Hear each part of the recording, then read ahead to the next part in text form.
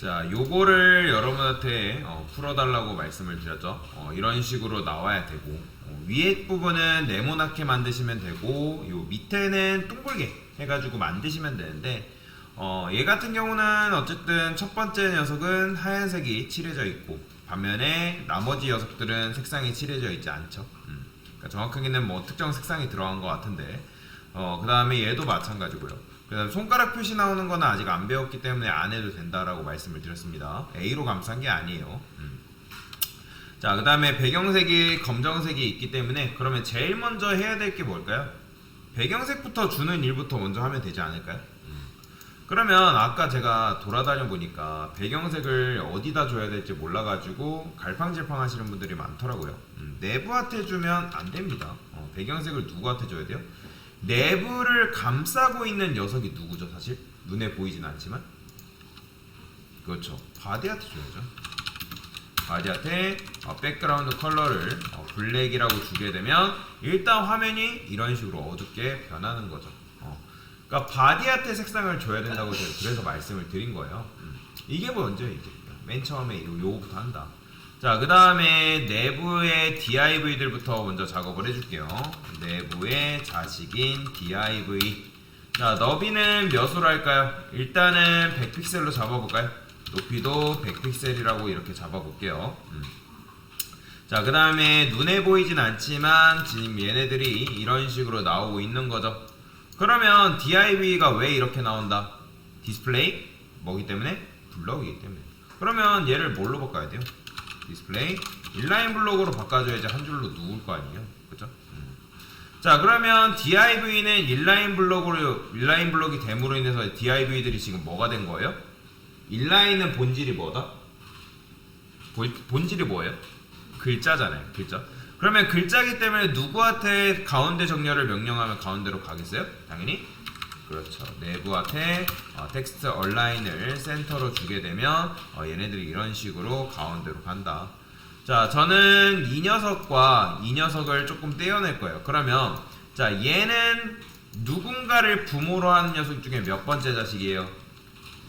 두 번째 자식이죠. 얘는 첫 번째 자식이고, 그러면 굳이 여러분들이 이거를 클래스를 줘가지고 하지 않아도 뭐 주신 분들은 잘 하신 건데 NTH 차일드 개념 이용해서 해도 되는 거잖아요. 내부에서 NTH 차일드 2에 자, 모르겠으면 여러분들이 보더를 칠해보면서 연습하라고 제가 말씀을 드렸죠. 보더 칠해보신 분들은 굉장히 잘 하신 건데 얘를 말하는 거죠. 그러면 얘한테 뭐 주면 될까요? 일단 마진 탑을 한 30픽셀 정도 떨어뜨려라. 이렇게 해주면 되지 않을까요? 자, 그 다음에 얘네는 뭐가 돼야 돼요? 이 네모난 녀석들은 둥글게 돼야 되는 거니까 내부에 NTH 차일드의 자식인 DIV는 보더 레디우스가 어떻게 되면 되는 거예요? 둥글게니까 50% 주면 둥글게 변하겠죠. 그죠? 이런 식으로 이제 변하게끔 만들어주면 되는 건데, 자, 그러면 일단 이렇게 했으면 내부의 div 요 녀석한테 백그라운드 컬러를 작업을 해줘야죠. 참고로 여러분들이 요거 속성 따로 요거 속성 따로 하시는 분들이 계신데, 그러니까 무슨 말이냐면, 그러니까 얘 따로 잡고 뭐 너비 높이 주고 얘 따로 잡고 너비 높이 주게 되면 코드가 길어지잖아요. 근데 어차피 여기 들어있는 것들은 요 공통적인 거잖아요. 얘도 들어가야 되고 얘도 들어가야 되고, 그렇기 때문에 얘만 따로 골라내서 지금 보더 레디우스를 여기다가 구현을 한 거죠. 그러면 일단 얘네들이 나와야 되기 때문에 여기다가 백그라운드 컬러를 분명히 그레이라고 하신 분들이 계실 거예요. 자, 그러면 그레이 하게 되면 얼추 뭔가 비슷하게 나온 것 같죠? 그죠? 자, 근데 저는 여기다가 뭐를 쓸 거냐면 RGBA를 쓸 거예요. 자, 여러분들 RGBA 기억나시나요? 자, 255, 255, 255, 그 다음에 맨 뒤에 거는 투명도라 했죠. 2호가 2호, 2호, 그냥 색을 제일 세게 주게 되면 그게 하얀색이 된다 했잖아요. 빛의 3원색에 따라서. 맨 오른쪽에 1은 투명도고, 그러면 이 투명도를 낮추면 어떻게 될까요? 반투명으로 이렇게 되죠. 굳이 여러분들이 그레이 색상을 주지 않아도 이건 어떻게 된 거냐면 투명한 거, 그러니까 여러분들 뒤에 뭔가 검정색 있고 투명한 거 비춰보면 그 뒤에 게 비추잖아요. 그런 개념이랑 똑같은 거라 보시면 돼요. 그러니까 여러분들이 투명도를 줘가지고 작업을 해줘야 되는 경우가 굉장히 많기 때문에 그래서 저는 굳이 색상을 입히지 않고 그 뒤에 배경색이 투명한 걸 잘 이용을 한 거죠. 그래서 이런 식으로까지 생각하신 분들은 굉장히 잘하신 거예요. 잘하신 거고.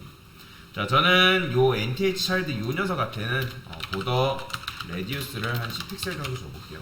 얘도 살짝 동그랗으면 좋겠으니까. 근데 어차피 여기다 10픽셀 줘도 얘는 지금 따로 골라냈기 때문에 50%가 그대로 유지가 된 걸 볼 수가 있죠.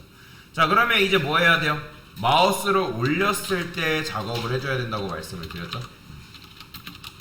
그러면 제가 호버 같은 경우는 최대한 좌측으로 당기라고 말씀을 드렸는데 최대한 좌측으로 당기라고 했다고 해가지고 얘를 여러분들이 내부로 당기면 문제가 뭐예요? 그냥 내부한테 마우스를 올릴 수가. 내부는 지금 이 전체를 감싸는 박스잖아요. 이렇게 돼버리잖아요. 이렇게. 그렇기 때문에 호버는 최대한 좌측으로 당기는 게 좋지만 테스트는 해봐야죠. 자, 호버 했을 때 이렇게 색상이 바뀌는 것도 볼 수가 있죠. 자, 그 다음에 어떻게 하면 되는 거예요? 마지막에 이 녀석들은 기본적으로 색상이 뭐 하면 되는 거예요? 나와 있으면 되는 거잖아요. 그죠? 그러면 어떻게 하면 되는 거예요? 얘네들은 몇 번째 자식들인 거예요? 이 DIV는? 첫 번째 자식이죠.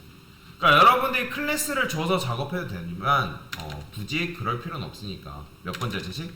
첫 번째 자식. 얘도 마찬가지로 첫 번째 자식. 그러면 여기다가 뭐 해주면 되는 거예요? 내부에 여기다 이렇게 씁시다. 내부의 자식인 div first child.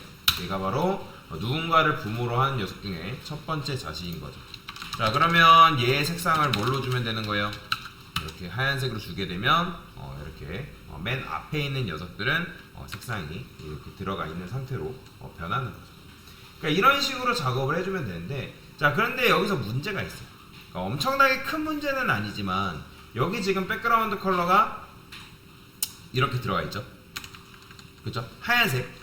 그 다음에 요 화이트. 똑같은 말이잖아요. 얘도 지금 하얀색 들어가 있고 얘도 하얀색 들어가 있고. 그러면 지금 뭐가 발생한 거예요? 사실 중복이 발생한 거죠. 중복. 그죠? 그러니까 중복은 좋은 걸까요? 나쁜 걸까요? 좋지 않습니다. 그래서 여러분들이 반복적으로 되는 코드는 웬만하면 줄이는 게 좋은 거예요. 웬만하면 줄이는 게 좋은데 근데 지금은 당장 뭐 줄이는 연습은 할 수가 없습니다.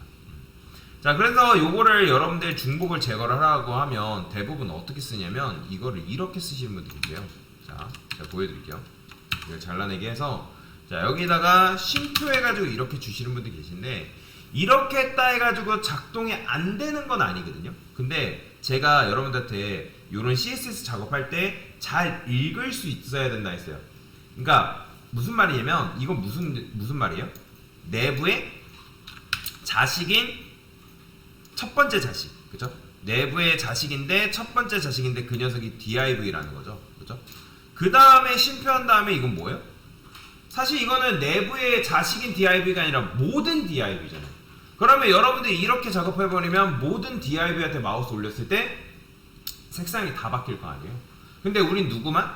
내부의 자식인 div를 골라내기 때문에 정확하게 내부의 자식인 div 이런 식으로 선택을 해주셔야 돼요. 중복을 제거한다면 중복을 제거하는 코드에도 내가 정확하게 표시를 해줄 필요가 있다. 이렇게 하는 거죠. 그러면 어차피 하얀색은 들어가는 거니까 이런 식으로 작업을 하는 거예요. 그 다음에 이제 뭐 하면 되는 거예요? 너비 높이만 살짝 줄여주면 아까 제가 드렸던 문제랑 비슷해지는 거죠.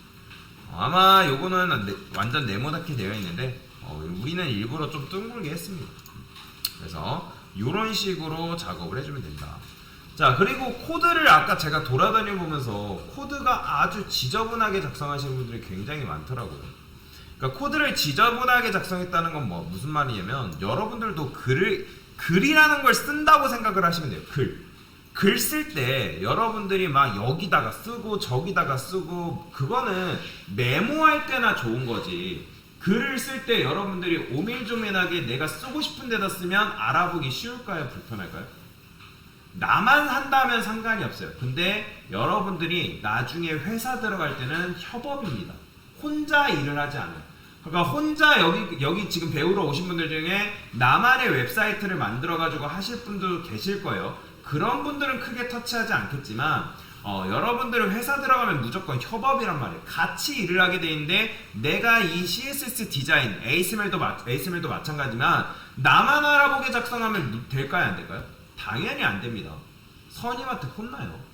왜 CSS를 곧다구로 작성했냐면 뭐라 면박 줍니다. 그렇기 때문에 CSS를 그래서 제가 깔끔하게 작성하는 방법을 처음부터 알려드린 거예요. 가독성 있게 작성해야 된다. 그리고 코드의 순서도 제가 왜 내부를 왜 맨 위에 올렸을까요? 그냥 별 이유 없이 내부를 맨 위에 올렸을까요? 아니에요. 내부는 DIV를 감싸는 전체적인 큰 틀이잖아요. 그죠? 바디도 마찬가지로. 그렇기 때문에 무조건 작업할 때는 제일 큰 틀에서 그 다음에 작은 틀, 작은 걸로 순서대로 내려간다라고 생각하시면 돼요. 분명히 코드를 쓰다 보면 그게 안 맞춰지는 경우도 있습니다. 저도 그게 잘 안 되는 경우도 있는데 근데 웬만하면 그걸 신경을 쓰면서 작업을 해야 돼요. 내부가 막 맨 밑에 있다가 아니면 중간에 막 이상한 코드가 있다가 그런 식으로 작업하면 안 된다는 거예요. 지금 제가 작업한 거 뭐예요? 내부 작업, 제일 큰 틀 작업했죠. 그 다음에 내부의 자식인 div, 그 다음 작은 틀 했죠. 그 다음에 여기서 세밀하게 작업을 해준 거잖아요. 그러니까 그런 식으로 여러분들이 작업을 해줘야지. 어떤 사람들 보면 뭐 여기에 뭐 내부 있다가 뭐 중간에 뭐 NTH 차일드 들어있다가 그러니까 나중에 분명히 여러분들 작업하면 그렇게 됩니다. 그렇기 때문에 처음부터 작성할 때 신경 써서 작업을 하려고 자꾸 노력을 하셔야 돼요. 내 멋대로 내가 마음대로 작성 그래 해도 돼요. 그게 잘못됐다고 말씀드리는 건 아니에요. 근데 나중엔 여러분들이 내 코드를 보고 왜 이렇게 짰을까 생각합니다. 여러분들이 알아보기가 힘들어요.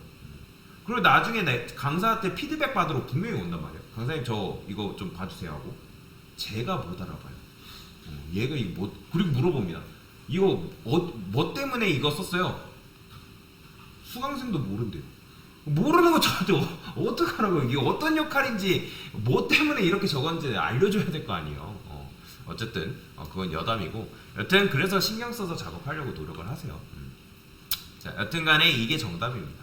이런 식으로 하셨으면 잘하신 거고 됐습니다.